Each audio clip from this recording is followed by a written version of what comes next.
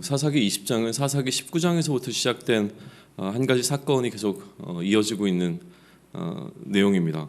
사사기 19장에서 한 레위인이 그의 첩을 기본 사람들의 손에서 잃어버리게 되죠. 그러니까 죽임을 당하게 되고 자신의 고향으로 그 첩의 이제 주검을 가지고 가서 12조각을 내서 이스라엘 각 지파에 보내게 되어지는 사건이 사사기 19장에 기록되어져 있었습니다.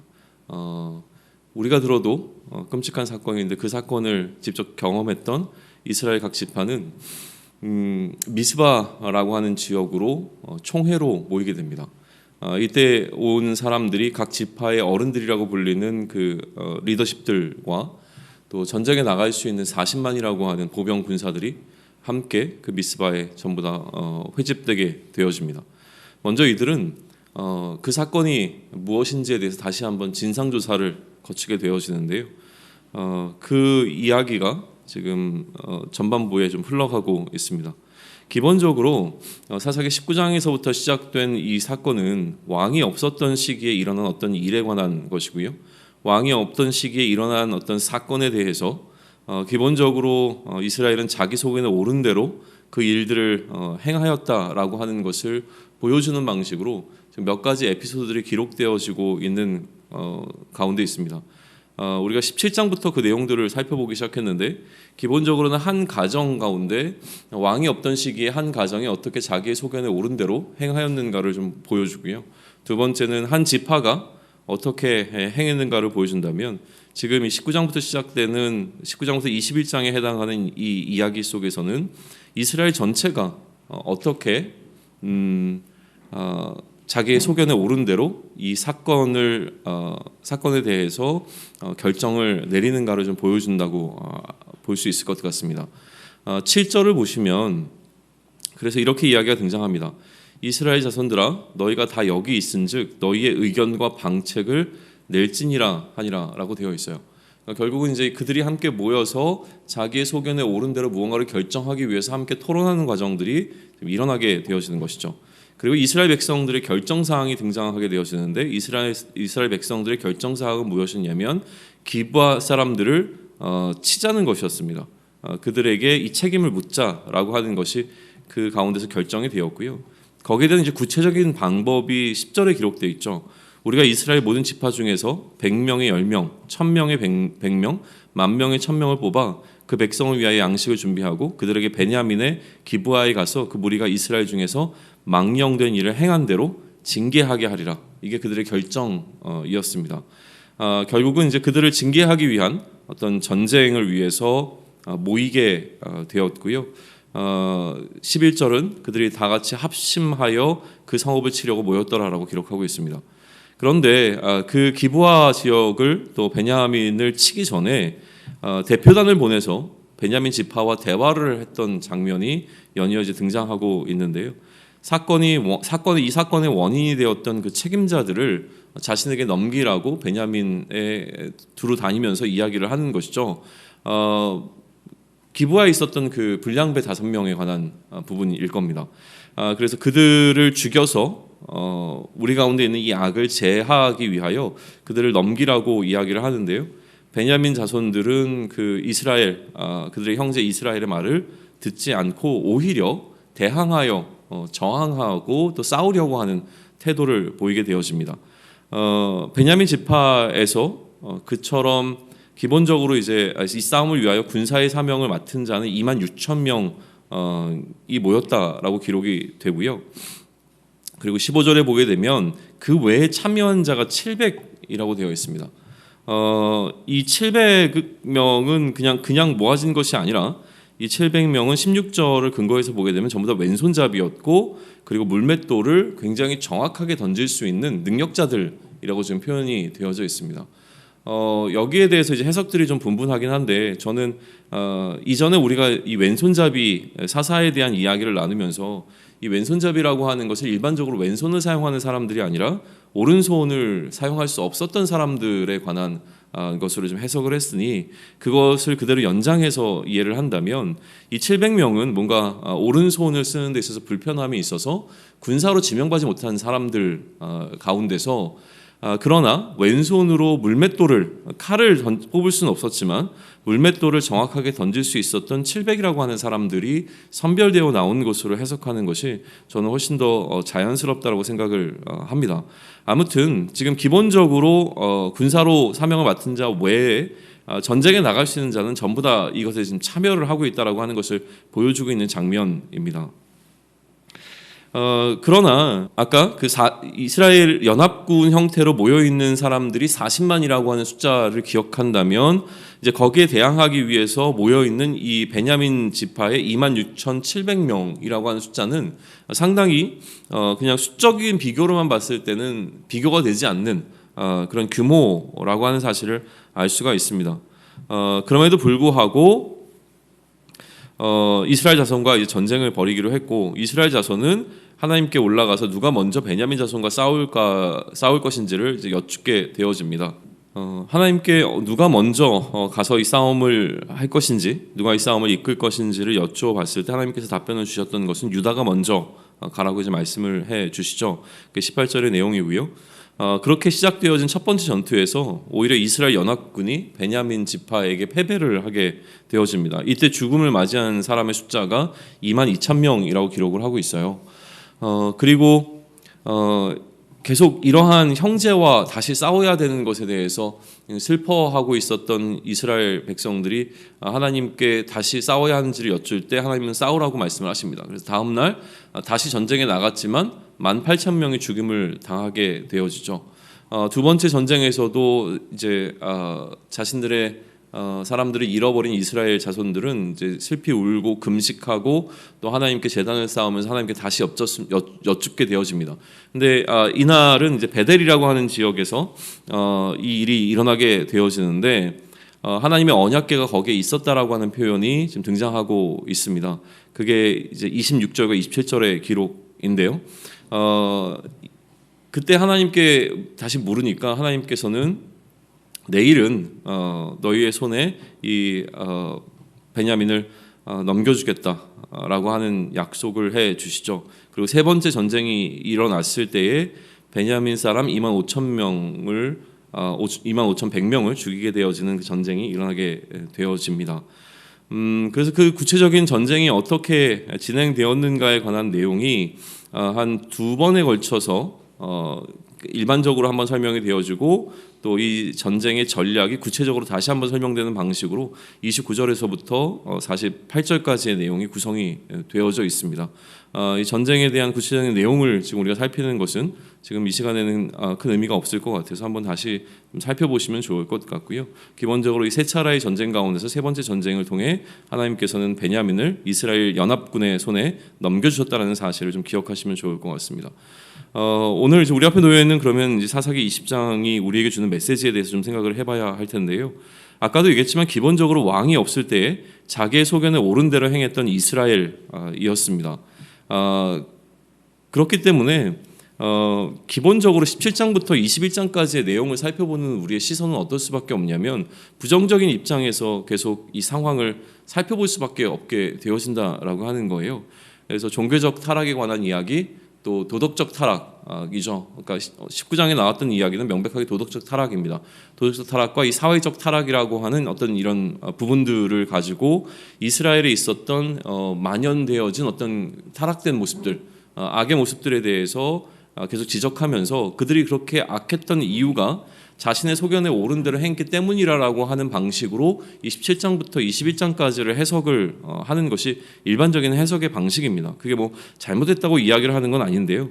그런데 불구하고 우리는 조금 더 오늘 우리 앞에 놓여 있는 본문을 더 깊이 이제 묵상을 좀 해보면 좋겠는데, 왕이 없을 때 자기네 소견에 옳은 대로 행하였더라라고 하는 것을 부정적 뉘앙스 가운데서만 해석을 하게 되면 사실 오늘 이 사사기 20장 같은 경우에는 잘 해석이 되지 않는 부분이 되어집니다. 왜냐하면 너무나 명백하게 이 전쟁에 나가는 이스라엘이 하나님을 향해서 하나님께 이 전쟁에 나갈 것인지를 여쭙고 있는 장면이 등장하고 있다는 거예요. 그래서 하나님께 그들이 함께 총회로 모여서 전쟁을 하기로 결정을 했고, 전쟁을 나가기 전에 하나님 앞에 누가 먼저 나갈 것인지 것인지를 여쭤보았을 때 하나님께서 답변을 주셨단 말이죠. 그러니까 자기네 소견에 옳은 대로만 행한 것이 아니라 분명히 하나님 앞에 묻고 질문하는 세 차례의 과정을 거쳐서 이 전쟁이 이루어지고 있다는 사실을 보게 되어진다면 자기의 소견에 옳은 대로 행하지 않은 것이 너무나 명백해 보이는 사건을 기록하고 있다라고 하는 것이죠.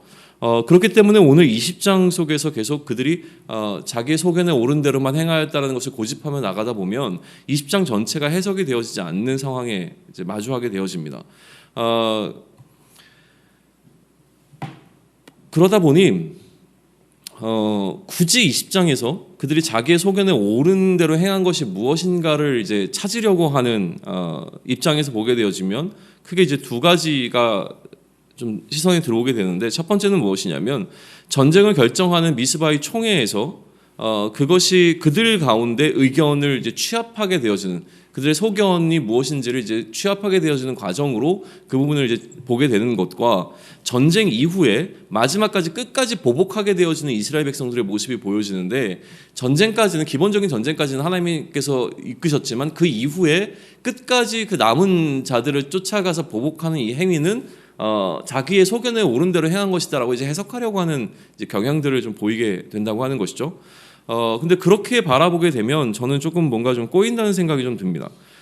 기본적으로 이들이 함께 모여서 총회에 따라서 어떤 결정을 내리는 것이 잘못된 것인가라는 질문을 던졌을 때, 사사기 기자는 기본적으로 이 사사기 19장, 20장, 21장 혹은 17장부터 시작돼서 21장까지 진행되어지는 사사기의 결론 부분에서 그때 왕이 없었으므로 자기의 소견에 옳은 대로 행하였다라는 이야기를 하고 있지만 그것이 잘못이라고 말하지는 않고 있다라는 사실을 우리는 주목해 볼 필요가 있습니다. 그러니까 어쩌면 왕이 세워지기 이전에 있었던 어떤 사건에 대한 기록을 하고 있지만 그것이 잘못이다, 잘된 것이다라고 하는 평가를 내리고 있지 않다라고 하는 사실에 우리는 조금 더 주목하면서 좀 주의를 기울이면서 묵상을 해보면 좋을 것 같다는 말씀을 드리는 겁니다. 어쩌면 이 미스바의 총회라고 하는 것은 왕이 세워지기 전에 가장 건강한 이스라엘의 어떤 의사결정 구조를 보여주는 장면으로도 해석이 가능한 부분이기도 합니다. 민주적이죠. 모든 사람들의 의견을 묻고 그 의견에 따라서 무언가가 결정이 되어지는 상황이기 때문에 그렇습니다. 왕이 없었을 때에 일어난 특정한 사건을 다루는 방식을 취하고 있는 것이 17장부터 21장이라고 하는 사실을 다시 한번 우리가 언급하며 넘어간다면 19장이 20장이 배경이 되어지고 오늘 우리 앞에 놓여있는 20장은 21장의 배경이 되어지게 됩니다. 그러니까 오늘 지금 우리 앞에 놓여있는 20장은 19장으로부터 시작된 하나의 에피소드가 21장에서 마무리되어지는 그 중간 과정이 있기 때문에 19장 자체에서 이것이 그들의 소견에 옳은 대로 행한 것이라고 성급한 결정을 내리기에는 조금 조급한 감이 있다라고 하는 거예요. 19장부터 시작된 에피소드에서 자기의 소견에 옳은 대로 행한 것이 기록된 것은 21장입니다. 그러니까 19장에서 시작돼서 20장을 거쳐서 결국 이스라엘 백성들이 그들의 소견에 옳은 대로 어떻게 행하였는가를 보여주는 것은 21장이 되어진다는 것이죠. 그러니까 우리는 21장에서 그러한 이스라엘 백성이 왕이 없을 때 어떻게 행하였는가라고 하는 것에 대한 결론을 내릴 수 있게 될 것입니다. 그러나 21장을 이야기하기 앞서 우리는 19장과 20장에 관한 내용이 충분히 이해가 되어야 하기 때문에 그 과정을 거쳐가고 있는데, 그 과정 가운데 있기 때문에 우리는 사사기 기자가 이 마지막 19장, 20장, 21장을 통해서 주고자 하는 메시지를 20장까지에서 발견하기는 어렵다는 말씀을 드리는 겁니다. 그렇기 때문에 21장에서 우리는 지금 19장부터 시작되어진 이 스토리가 주고자 하는 메시지가 무엇인가라고 하는 것을 나누게 될 겁니다. 그럼에도 불구하고 지금 우리는 20장에 머물러 있기 때문에 이 20장 속에서 우리가 묵상해야 될 주제가 무엇인지를 좀 생각해 보면 좋겠는데요. 기본적으로는 이 전쟁의 명분에 대해서 한번 묵상해 보시면 좋을 것 같습니다. 연합군이 전쟁을 지금 해야 되는 명분은 무엇이었냐면 악을 제거하겠다라고 하는 것이었습니다. 그들 가운데 존재하는 악을 제거하기 위하여 이 전쟁 가운데 나아가겠다고 결정을 하는 것이죠. 그런데 그러한 연합군을 대항해서 싸우고자 하는 베냐민의 명분은 무엇이었냐라고 하는 것이죠. 베냐민은 왜 이스라엘 지파들의 총회의 결정을 따르지 않기로 했는가라고 하는 것을 생각해 보면 좋을 것 같습니다. 동네 불량배 5명을 보호하기 위한 것이라고 보기에는 너무나 큰 희생을 감수해야만 하는 전쟁을 이 베냐민 지파는 하기로 결정을 내렸다라고 하는 겁니다. 결국은 그들 안에 존재하고 있는 악을 제하겠다라고 하는 연합군의 어떤 명분 앞에 그 악을 자신들은 지켜야 되겠다라고 하는 것으로 대항하고 있는 베냐민의 이러한 모습을 우리는 어떻게 해석할 것인가라고 하는 부분에 있어서 다시 한번 좀 깊이 묵상해 보시면 좋을 것 같아요. 그러나 누가 보기에도 연합군이 갖고 있는 명분이 훨씬 더 옳아 보입니다. 그런데 문제는 무엇이냐면 그 연합군이 전쟁을 나아갈 때 하나님께서는 이 연합군으로 하여금 2번의 실패를 경험하게 하셨다는 사실이죠. 그럼 우리 이런 질문을 던져야 됩니다. 하나님께서는 왜 이처럼 이스라엘 연합군들에게 2번의 전쟁에서의 패배를 경험하게 하셨는가라는 질문을 던져볼 수 있는 겁니다. 결국에는 이스라엘 연합군이 3번째 전투를 통해서 승리를 거두게 되어지지만 그럼에도 그 앞서 있었던 2번의 이 실패가 도대체 갖고 있는 의미가 무엇인지를 우리는 좀 질문해 볼 필요가 있다는 생각을 하게 되어집니다. 2번의 패배를 통하여서 오히려 이스라엘 연합군에게 연합군이 맞았던 손해는 굉장히 큽니다. 나중에 이들이 그 베냐민 지파를 무찔렀을 때 멸하게 되었던 사람의 숫자보다 손실이라고 하는 개념 속에서 얼마나 많은 군사들이 이 전쟁에서 사상자가 발생했느냐를 놓고만 전쟁의 승패를 가늠한다면 실질적으로 패한 것은 어떻게 보면 이스라엘 연합군이라고 하는 거예요. 연합군의 숫자가 훨씬 더 많이 손해를 보게 되어지는 상황입니다. 왜냐하면 2차례에 걸쳐서 이들이 패배했기 때문에 그렇습니다. 그러다 보니 어떻게 보면 이 전쟁이라고 하는 것은 그 어떤 기준에서 보느냐에 따라 다르게 보이겠지만 사실은 승자가 없는 전쟁이 되어버리고 말았습니다. 경제적 가치 기준으로는 사실 설명할 수 없는 전쟁이 된 것이죠. 더군다나 어떤 땅을 정복하기 위한 전쟁이라든가 또 이방 민족의 침투에 대항하기 위한 어떤 전쟁이 아니었고 이스라엘 지파 간의 형제들끼리 어떤 싸움이라고 하는 그 사실만 놓고 본다면 이 전쟁 자체는 이스라엘에게 결코 이득이 될 수 없는 전쟁이었다라고 하는 사실이죠. 그럼에도 불구하고 이러한 손실이 가져오는 이 전쟁을 했어야만 했다는 사실에 우리는 조금 더 주목해 보며 왜 이러한 막대한 손실을 가져오게 된 이 상황이 이스라엘 가운데 일어났는가라고 하는 것을 좀 계속 질문을 던져볼 필요가 있는 것 같습니다. 물리적 손실을 놓고 보게 되면 해석이 되지 않는 상황인 것이죠. 그러니 이 부분은 이제 영적 손실이라고 하는 부분에서 우리는 집중하며 좀 봐야 할 것이라는 생각을 좀 하게 되어집니다. 이 과정이 물리적 손실이 있었지만 그럼에도 불구하고 어떤 영적 손실을 최소화하기 위하여 일어난 전쟁이라고 하는 사실 가운데 이 상황을 좀 이해해 보기 위하여 좀 씨름해 볼 필요가 있는 것이죠. 이러한 상황을 우리의 삶으로도 그대로 가져와서 우리의 삶의 어떤 일들을 좀 해석해 보면 좋을 것 같습니다. 그리스도의 질서를 따르는 우리의 삶에 이처럼 이유를 알 수 없고 해석되어지지 않는 손실이 계속될 때가 있습니다. 그리스도의 질서를 따라간다고 우리가 무언가 결정을 하고 우리 삶에 그런 방식으로 살기로 결단하고 나아갈 때 도대체 이유가 무엇인지를 알 수 없고 아무리 고민해봐도 해석이 되어지지 않는 손실이 우리 삶 가운데 계속 반복되어질 때가 있다라고 하는 것입니다. 그렇게 되면 우리 안에 이 전쟁을 계속해야 하는가, 이 질서를 계속 따라가야 하는가라고 하는 질문이 들어오게 되는 지점을 맞이하게 되죠. 이러한 우리를 향해서 오늘 본문은 포기하지 않고 하나님의 뜻을 따를 것을 격려해 주는 역할을 해주는 것은 분명합니다. 이스라엘 백성이 포기하지 않고 하나님께 질문하고 간구했을 때 하나님께서는 그들에게 승리를 약속해 주시는 장면을 통해서 우리는 우리의 삶 가운데서 여전히 동일한 질문을 던지고 있는 우리를 향해 하나님께서 포기하지 않고 그 전쟁 가운데 승리를 하게 될 것이라고 하는 것을 약속해 주시는 하나님의 마음을 덧입게 되어지는 좀 유익을 얻게 되어지죠. 그런데 가만히 살펴보게 되면 그렇다고 해서 하나님께서 왜 우리가 2번에 걸친 패배를 하게 되었는가에 대한 부분을 설명해 주고 계시지 않는다라고 하는 사실은 굉장히 좀 중요한 부분입니다. 여전히 그 이유는 모릅니다. 그 이유는 하나님께만 속한 것이 되어져 있는 상황입니다. 2번의 패배가 이해가 되지 않죠. 싸울수록 손해가 되어진다라고 하는 판단이 서는 상황입니다. 그런데 해석이 되지 않아도 이전의 두 번의 실패가 왜 그렇게 필요한 것인지를 설명해 주시지 않아도 하나님은 우리에게 계속 그 일을 하라고 말씀하시는 것처럼 이스라엘 백성에게 말씀해 주신다라고 하는 것이죠. 더군다나 그 장소는 베델이라고 하는 상징성을 갖고 있는 장소였습니다. 이 베델이라고 하는 곳에서 일어났던 여러 가지 사건들 가운데 우리는 야곱이 하나님과 씨름했던 사건을 기억해야 하는 것이죠. 오늘 이스라엘은 그 베델에서 하나님과 씨름하고 있습니다. 이 씨름 가운데 하나님의 음성을 들을 수 있기를 소망합니다. 우리 역시 우리의 씨름 가운데서 하나님께 우리의 삶 가운데서 하나님과 씨름하는 가운데 하나님의 음성을 들을 수 있기를 소망을 합니다. 일어난 일에 대한 해석을 바라는 것이 아닐 수 있습니다.